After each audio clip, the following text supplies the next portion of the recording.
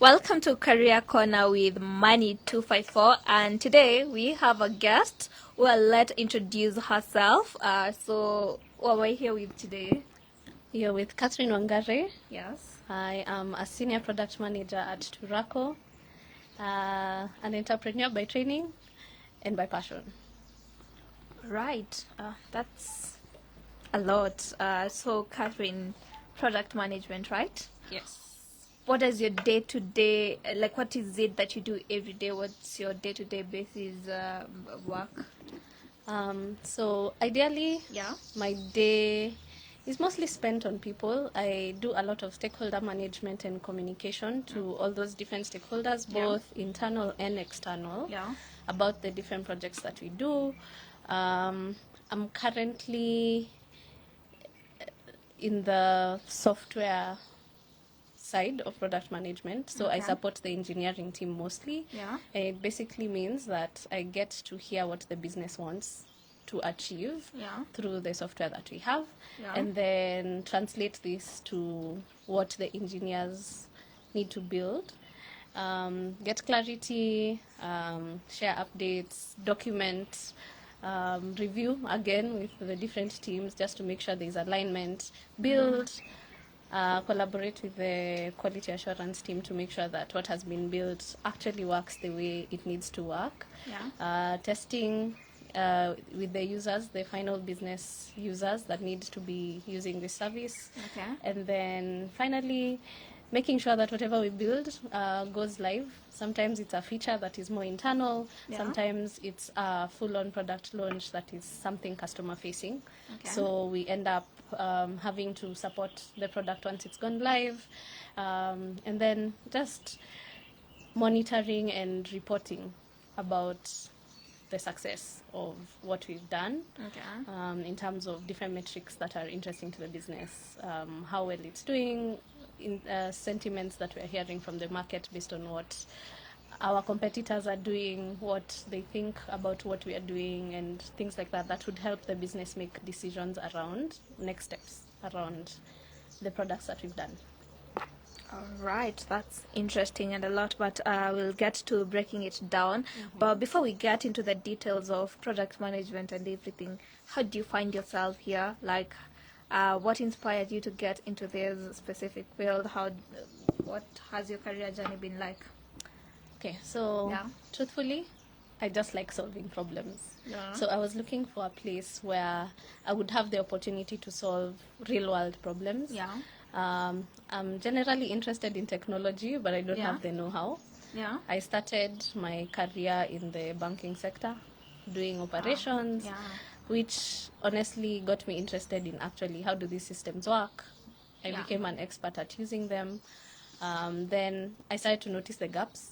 Was given opportunities to solve those gaps, and continued to do that. I was promoted to a quality analyst, which meant that now it was my job to identify those gaps and propose solutions, which now gave me an opportunity to work more with the products team. So I've identified this issue, how do we solve it? Then once an opportunity opened up in the product space, I was super excited because now it meant I can be part of the solution, because I have helped identify what the gaps are. I have a good enough understanding of the products that we are running. So I am probably the best person to be solving those problems for the business.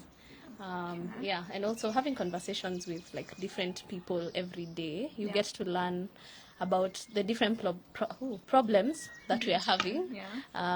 In the tech world, general products like hardware world, and it's very interesting to see how innovation has helped us to get to where we are now.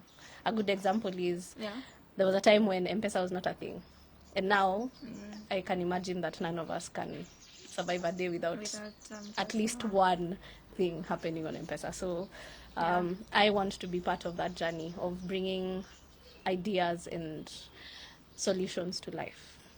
That's why I'm here. Okay. So product management is basically like do you really require a tech background to be in the product management space? No, actually. No. Then how do you transition into product management in the tech? Yeah. So the truth is, my specialty is in entrepreneurship. I did that in school, so there was nothing tech about what I did. Yeah. I think for me it was more interest and actually taking the time to learn the things that I needed to do on the job. Okay. So what you need to do to be able to transition easily is to identify the knowledge gaps that you have. So for example, I work with a software team. Yeah. I had the word API for the first time when I started working in the company that I am in now. Okay. But now I actually understand what APIs are, what they do, how to test them, because I was genuinely interested in finding out how it works. And that makes me a better product manager, because if you're doing anything relating to APIs, I'm on top of it. And I understand the end-to-end of how the input, the channel, and the output work together.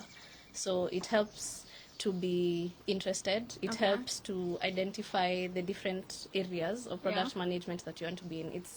It started out as no one knows what this career field is. And now all of a sudden there are like 10, 12, 13 different areas that you can specialize in product management. Okay. So you can be a full-on tech product manager, support on the data side and be a data product manager. Okay. You can be an API specialized product manager. Yeah. There are so many different aspects of product management that you can go into. So once you identify where, then you identify what short courses you can do to get yourself up to speed with the knowledge gaps that you have, and actually intentionally work on it and grow within that space. Take advantage of any opportunities that you get to make sure that you're able to add value to the company that you work for, by actually putting the things that you're learning into practice. Add value to your company. So in layman's terms, like in the easiest words possible, probably for people who are not in the field at all, like how does your role contribute to like the overall success of the final product? Like in terms that, anyone who's not in product management will understand. How would you say you contribute to the success of our product?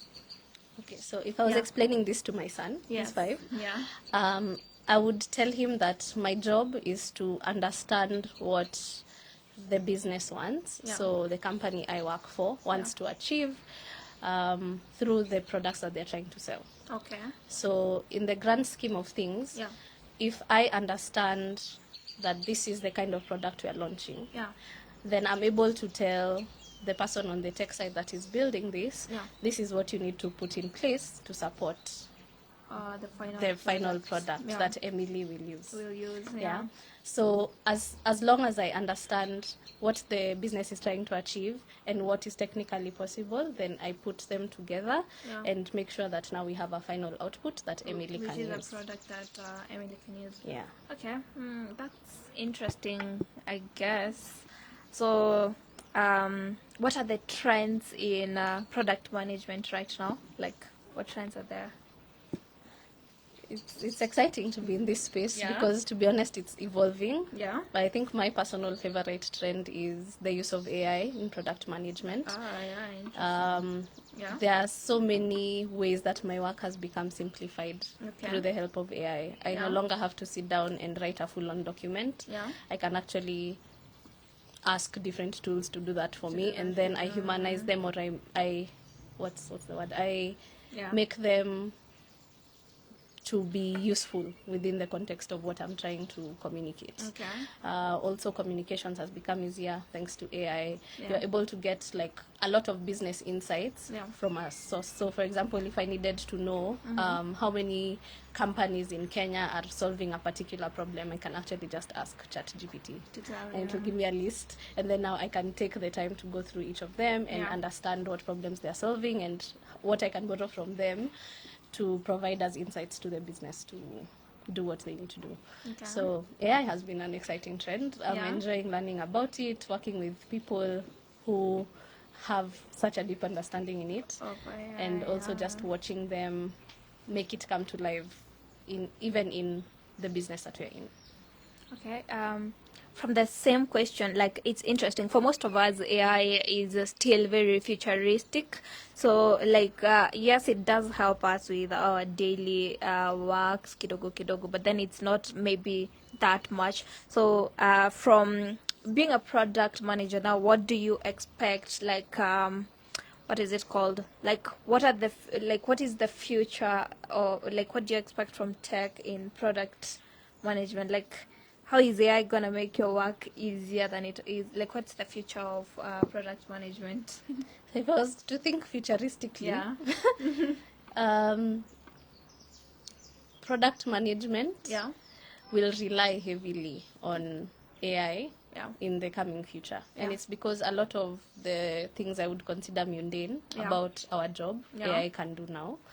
And the things that, the insights that we need to bring together, the things that we need to have in one place Yeah. to actually innovate and create are available thanks to AI. Yeah. So a time will come when AI knowledge and skill set will be a requirement in product management, from how I think of it, because I feel like there'll be different things for us to do other than just document requirements and create roadmaps and all that, because the tool can do it, but then that means evolution for the role in general.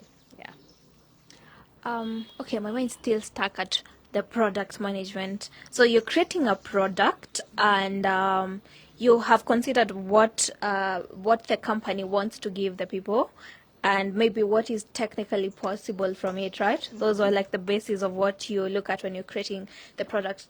Then how do you measure the success of the, and how do you make this, do you make sure that maybe these two align with maybe what users want, and how do you measure the success of a product? Okay. So within the space that I'm in, the success metrics are different because I'm more of a technical product manager now, which means that the success of whatever products I am churning is more on how are people taking advantage of this technology that you have built to give value to our end users. Our current business model is B2B2C, so we don't go directly to the customer in most cases, right? So we'll build something that makes us a more useful partner to the partner we are working with, who owns the customer. So at the end of the day, success to me as a technical product manager is things like uptime, how stable are our systems, how easy was it to integrate with the partner, how responsive they find us as a team, how helpful the technology we have has been in taking off steps in the customer journey. So a good example is if we have an insurance product, for example, typically when someone thinks of insurance, they think paperwork, they think I have to sign a document, but we are in the insurtech space, so we're consistently innovating to take away those steps, and now it's more, okay, I can dial a USSD, or I can go on an app and sign up on an insurance product and get enrolled, which is something that was predominantly paperwork. Now we have innovated towards reducing the steps that a customer has to take to onboard to an insurance product. So things like those are the measures of success for a technical product manager. But in the instance where you're more business, there are different metrics that we look at, things like customer lifetime value, things like click-through rate if you're dealing with like an app. There are so many different metrics, again, depending on where exactly you're sitting. If it's data, there are the kind of insights that you're giving the business from what the data that we have is saying is the measure of whether or not you're being helpful to the business. So it depends on the nature of your role. Okay, I think that's quite interesting. I think from that I now understand product management better. And since I see our time is almost up, but say you're talking to a young professional who wants to succeed in tech, but in roles that are not like especially like coding and so, like we all are not gonna be, what are they called, computer what literate, not computer literate, tech savvy. Okay, we are all supposed to be a bit tech savvy, yes, but we're all not gonna be Yeah, that's the word I'm looking for. Data science. Yeah, we're not all gonna be computer scientists and stuff. So, in areas outside of coding, you're talking to a young professional. What would you tell them to do? What to focus on? Yeah. I think the most important thing before picking a career journey is to be open to learning and to change. Because to be honest, I didn't see myself here 5 years ago. But now I'm glad I'm here and I actually enjoy what I do.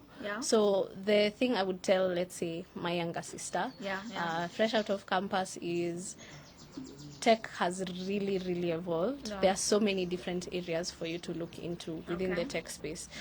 In my time, you could either just be an IT support guy or a full-on software engineer, or like mix of business and IT. So BBIT was the course back then, you know, or you do a business course like BCom and then you take the IT option at the end. So now, as you enroll to university or as you get out of school, as long as you have a university degree, you can pivot into many tech fields because there are so many different short courses that are available now that you can invest in as an individual, or you know, opportunities are around. I came across an opportunity by a company called Powerland Project. They give scholarships to people to do a 4-month technical course where you learn software development among other skills. So keeping your eyes peeled for such opportunities will definitely help you pivot into tech without having that tech background. But it's also very important to be sure that you want to be in tech. And what tells you that? Passion. You could be very heavily in business, but every time you think of your phone and the kind of things it can do, it excites you. Passion is such a big driver for decisions on what you would do as a career, right? Also, looking out for short courses, on places like Coursera, places like Udemy, that are tech focused and are quick because you could watch a video too. I learned how to do UI design through a course I did on Udemy, and now I'm certified and I can easily say I am I have UX design knowledge because I took the time to actually learn that. You can also just pick a mentor that is already in the tech space and have them guide you on the journey if you are already sure or you've picked a field. So take your time, research. Tech is such a huge field now. You can be a front-end developer, back-end developer, a full-stack developer, an API-only developer. Management now is in the tech space. Even being like different aspects of technology can help you. Even exposing yourself to what is in the world of tech. Subscribe to these different email threads that are usually shared with like content on what's happening in the world of tech. Go to sites like Stack Overflow, read through the different things that people are doing, the questions people are asking about tech, what kind of answers people are giving. Such things sort of open up your mind as to whether or not you're interested in tech. And it makes it so much easier for you to pivot if it's a passion area.